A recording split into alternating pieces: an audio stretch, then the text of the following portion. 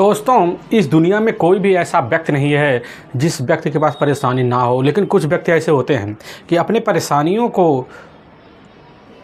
इस तरह मुसीबत में ले लेते हैं जिसकी वजह से वह जल्दबाजी में खुद गलत फैसला लेते हैं और कई लोगों की ज़िंदगी को भी तबाह कर जाते हैं। आज की घटना में सेम कुछ ऐसे होता है। एक प्रॉपर्टी डीलर का बहुत ही बड़ा कारोबारी होता है, एक ऐसी उलझन में पड़ता है कि उसी उलझन की वजह से उसके साथ है 4 लोग और भी इस दुनिया को छोड़कर बेरहम तरीके से चले जाते हैं। लेकिन पुलिस जब इन 5 हत्याओं का राज का खुलासा करती से सुनने के बाद लोग हैरान और परेशान भी हो जाते हैं। आखिर क्या था इस घटना में क्या था, क्या हुआ, इस घटना की आप पूरी तह तक सच्चाई जानने के लिए इस वीडियो को आप लास्ट तक जरूर देखिएगा। नमस्कार दोस्तों, मैं प्रदीप कुमार आपको इस चैनल पर मैं स्वागत करता हूं।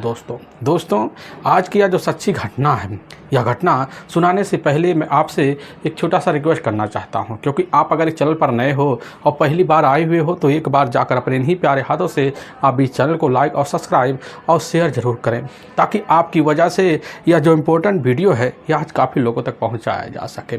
और इसके लिए हम आपके तहे दिल से शुक्रगुजार रहेंगे। दोस्तों आज की यह जो सच्ची घटना है, यह घटना ठीक है भारत की राजधानी अब पूर्वी दिल्ली का, और ठीक उसी में एक जाना माना इधर इंदिरापुरम थाना पड़ता है।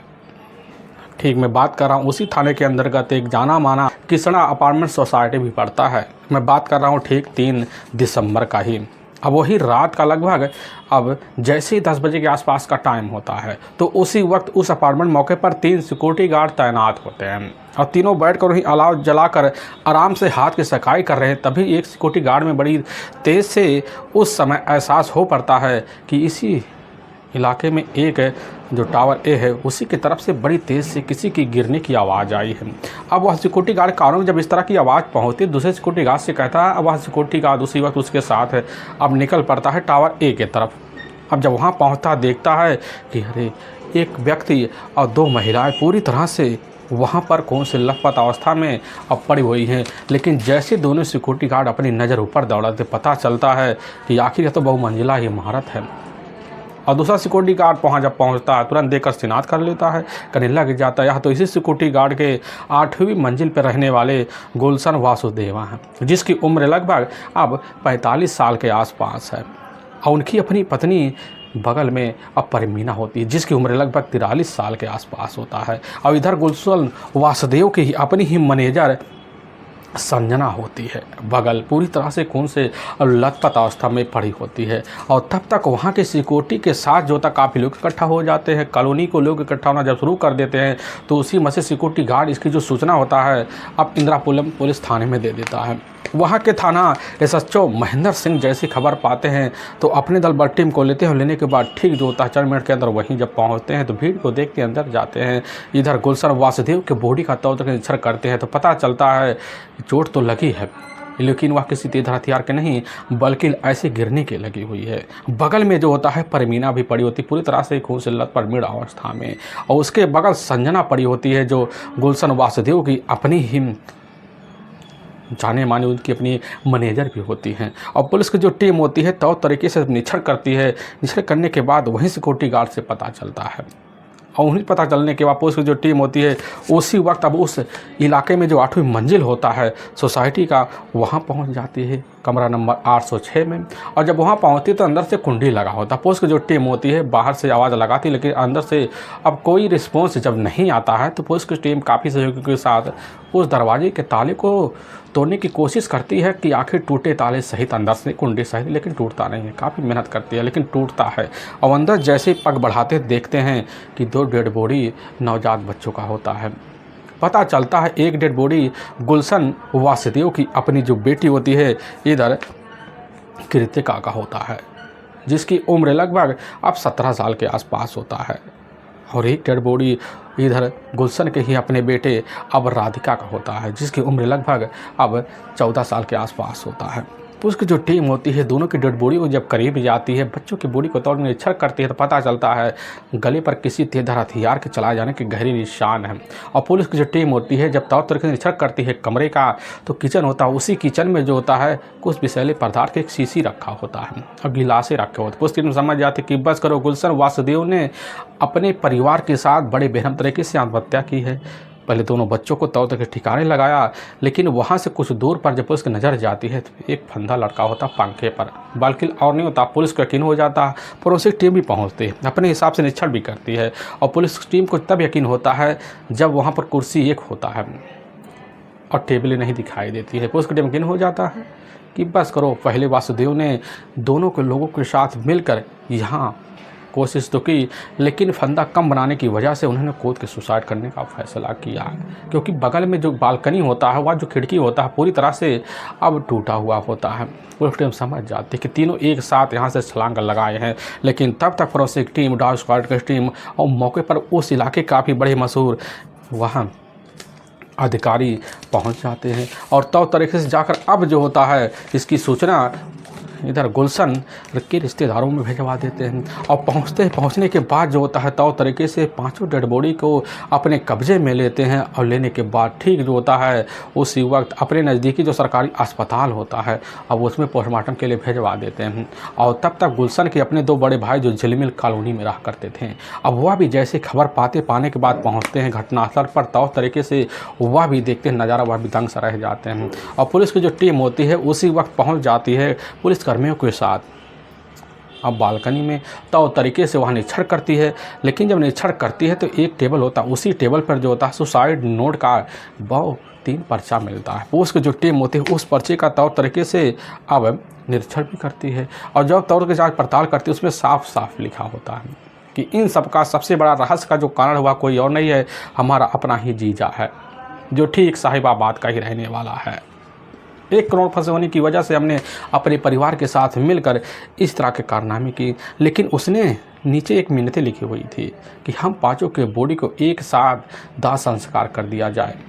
उसको टीम जब मिन्नतें को पढ़ती है उनके दिल में बड़ी तेज़ से एक हलचल सी मच जाती है। और इधर पुलिस की जो टीम होती है इस केस की जांच पड़ताल करते हुए अब जो होता है बॉडी को तो पोस्टमार्टम करवाती है, लेकिन जब सुपुर्द होता है परिवार के तो पूरी तरह से माहौल तो ख़राब हो जाता है। लेकिन सबके मन में यही होता है आखिर जो होता है गुलशन के परिवार से हत्या करने और या आत्महत्या का राज क्या था। पूरी पुलिस की टीम अब इस तरह के इलाके में अक्सर मक्सर करना शुरू कर देती है, लोग इकट्ठा होना शुरू हो जाते हैं।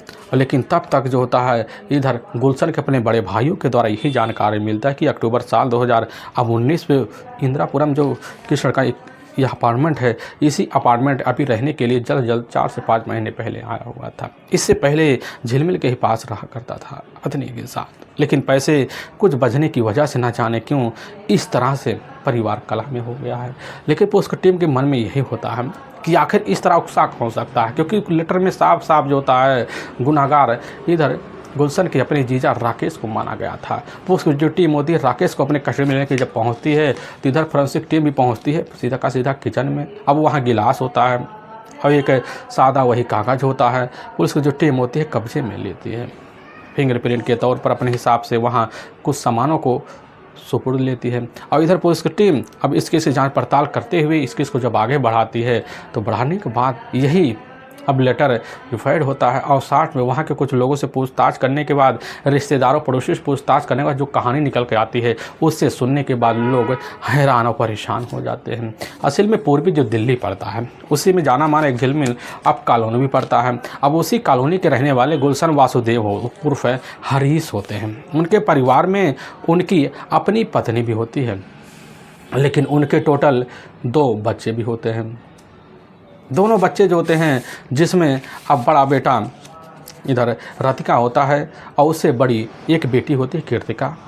अब कीर्तिका जो होती है मौके पर वहीं पास अब जाकर 12वीं में पढ़ाई करती है, लेकिन जब पढ़ाई करती है उसकी जो परीक्षा होती है तो तरीके से संपन्न तो हो जाता है। होने के बाद जो होता है वह सोचती है कि उन्हें अपना ज़िंदगी जो होता है चलकर फैशन व्रत में निकाला जाए, जिसके बाद कीर्तिका जो होती है अब जो होता है जाकर फैशन इंस्टीट्यूट पे एक एडमिशन के तौर पर दाखिला लिलवा लेती है और फिर जो होता है इधर अपने भाई छोटे को भी उसी 9वीं में दाखिला दिलवा देती है और फिर अपनी ज़िंदगी अपने माता पिता के साथ निकालना शुरू कर देती है।